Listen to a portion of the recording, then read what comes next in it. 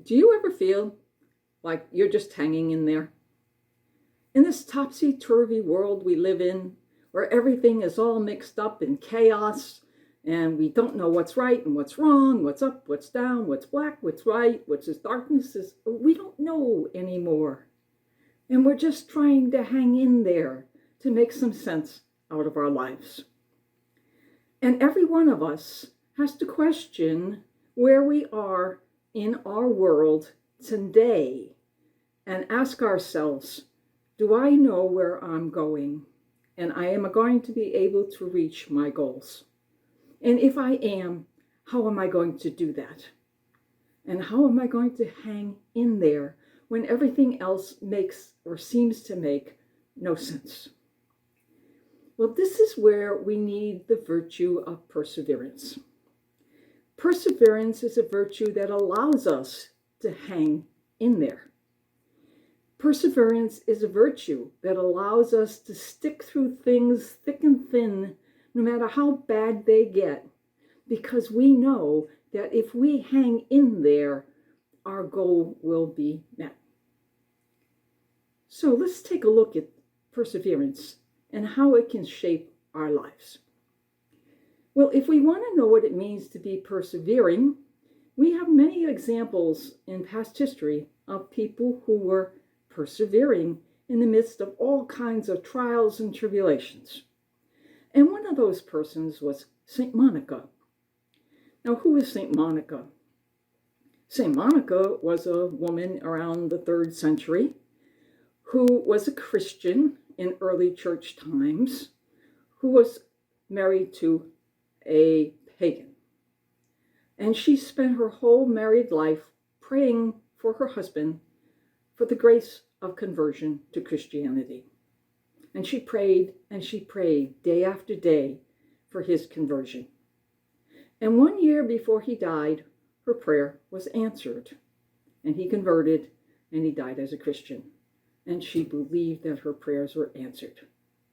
But they had a son who really tested her perseverance and her willingness to hang in there. And her son's name was Augustine. But he didn't want to grow up or have anything to do with his mother's religion. He didn't want anything to do with Christianity. He was a playboy. And besides being a playboy, he had a problem. He was addicted to sex. He even had a baby out of wedlock. And his mother prayed, and she prayed, and she prayed that he would be converted to see the light and become a Christian. Do you know how long she prayed? She prayed for 30 years. Isn't that perseverance? Talk about hanging in there. For 30 years, she prayed for Augustine's conversion. And one day, he had a vision, and his life was revealed to him, and he changed. And as a result, he became one of the greatest theologians that the church ever had, and was a doctor of the church. Talk about something that was very persevering, that turned out to be something very wonderful. But it wasn't today, and it wasn't tomorrow. For Monica, it was 30 years. And she never thought she'd see the day come when he would be converted. But she never gave up. And neither are we. We don't need to give up, even though we don't see the light at the end of the tunnel.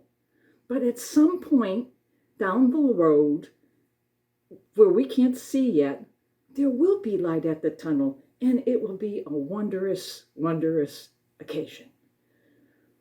So when things come into your life, and things are rough, and you just don't know whether you can hang there any longer, put your trust in God.